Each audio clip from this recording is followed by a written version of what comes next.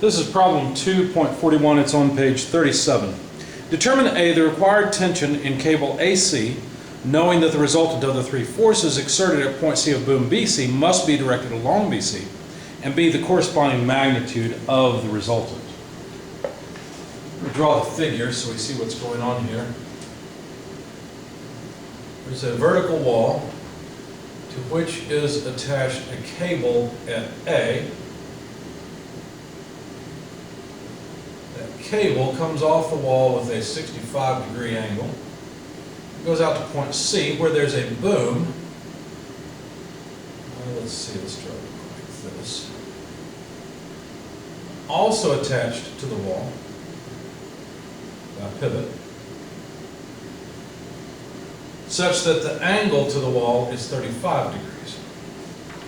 Now there are two forces at C. There's a 50-pound force directed vertically downward, and there is a 75-pound force that is at an angle of 25 degrees from vertical, so 25 degrees from the 50-degree or 50-pound force. I'm going to set up a typical XY coordinate system as follows. So this 75-pound force is not on line with AC, despite my drawing. Point B is down here, so there's boom BC.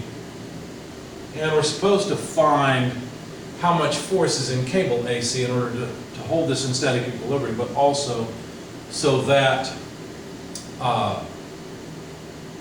the resultant of the three forces, the force AC, 75-pound and 50-pound, is directed along the direction of BC. All right, so I need to find the force in cable AC. That's really what I'm looking for. So I'm going to write the force in BC as a vector. So it's got some magnitude, FBC. This is the force in this boom. And how would it be directed? Well, there would be a component in the positive X direction and a component in the positive Y. So basically the force from the boom onto pin C will be pushing upward. Because these three forces are going to tend to pull down on the beam. So it must have sine 35 degrees in the I direction and cosine of 35 degrees in the J direction. Because I'm just looking at the direction of this line from B to C, and I notice that it moves in the X direction by, well, let's see, that's the sine side, and vertical is cosine. Horizontal is not always cosine. You've got to look at how the angle's measured. The angle's measured off of vertical, so sine and cosine are sort of flipped from what you're probably used to. How about FAC as a vector? Well, it's going to have some magnitude, and again, I don't know what the magnitude is. It doesn't matter yet. But the force from between A and C is going to be a tensile force like this. Again, don't know the magnitude, but notice this will have a negative X component, positive Y component. And how would that behave? Well, we've got a 65-degree angle to vertical, and so the horizontal component is going to be the sine side, and it's negative, so negative sine 65 degrees in the I direction. And then there's going to be a positive cosine 65 degrees in the J direction. My S's and 5's look a lot alike. Let's try to make that a little better. Okay. Now, what we know is that FAC, this force, along with these two forces, had better counterbalance that force. So in other words, negative 50J, that's this one, plus, notice that the 75-pound force, I'm just going to write plus 75 multiplied by its components. Well, that's at 25 degrees from vertical, so that's going to be sine of 25 in the I direction minus cosine 25 in the J direction, because notice that that vector has a negative Y component. So I've taken care of this vector, plus FAC.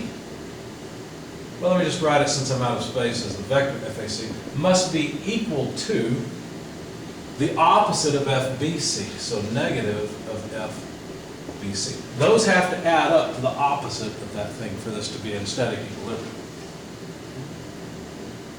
So Let's expand that just a little bit. We've got negative 50j plus 75 times sine of 25 degrees I minus 75 cosine of 25 degrees j. In fact, I'm going to use my shorthand here.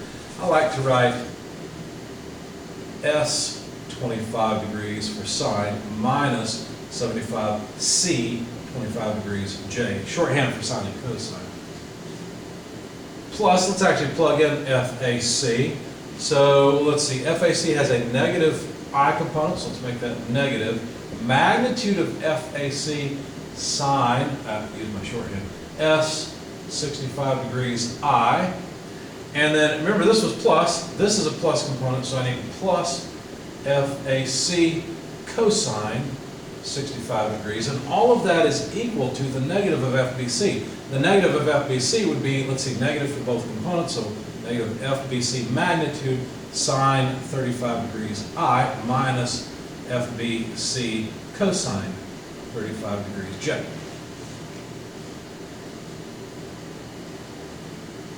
Now, in the x direction, I can just pick off all of the I components. So in the x direction, this is a j component, it doesn't include x direction. So 75 sine 25 degrees, that's this one. That's a j component. Minus FAC sine 65 degrees, that's an I component. And I forgot to write down what this was. This must be the j piece. FAC, yeah, I missed a j there.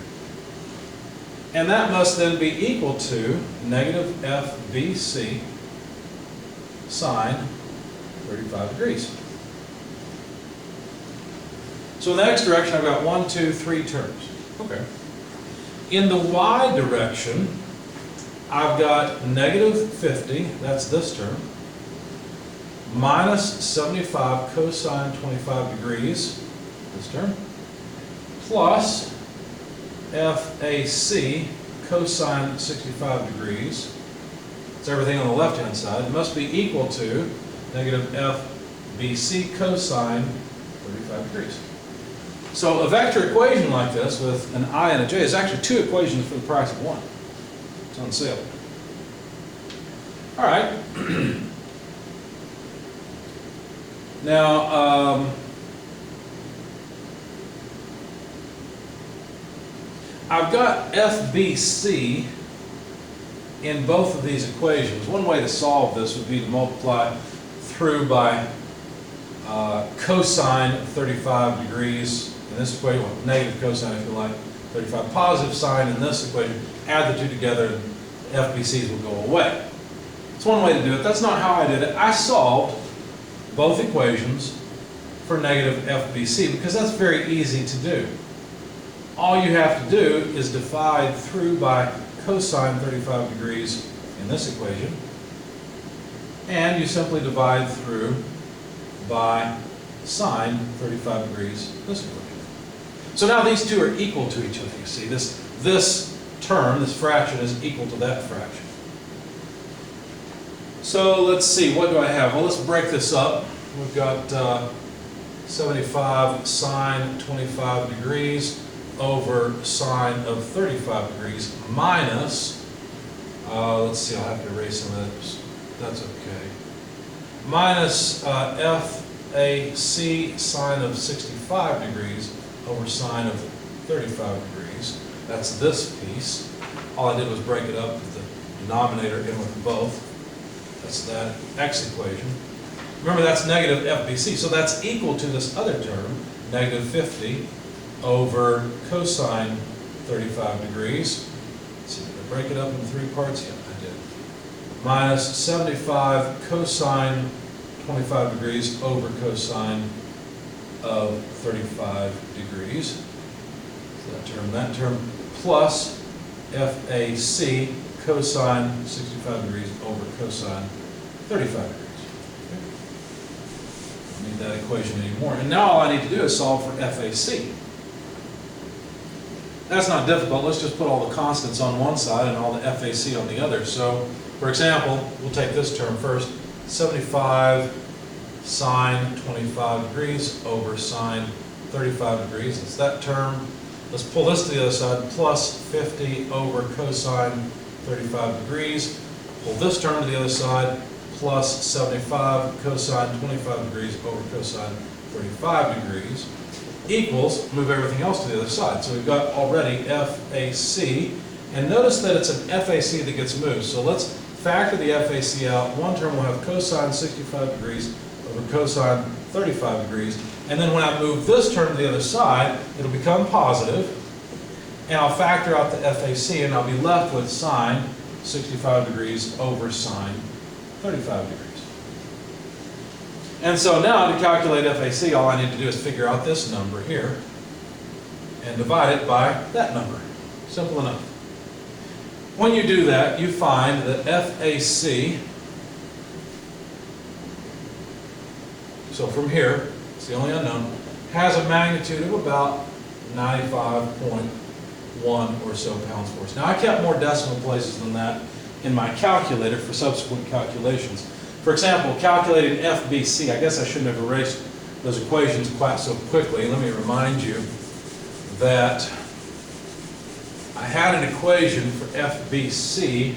Now it was negative, so I had to flip the sign on it, but FBC was 75 sine, well, let's use my shorthand, sine of 25 degrees minus FAC sine of 65 degrees, and I divided by negative sine 35 degrees. Remember, before I left the negative sign on the other side. Anyway, plug in FAC here, as I did in my calculator. You'll find FBC is about 95.0, if I'm rounding consistently, pounds. So that's the force in member BC. We've got the force in member AC. And we can check. Remember that this was from the X equation.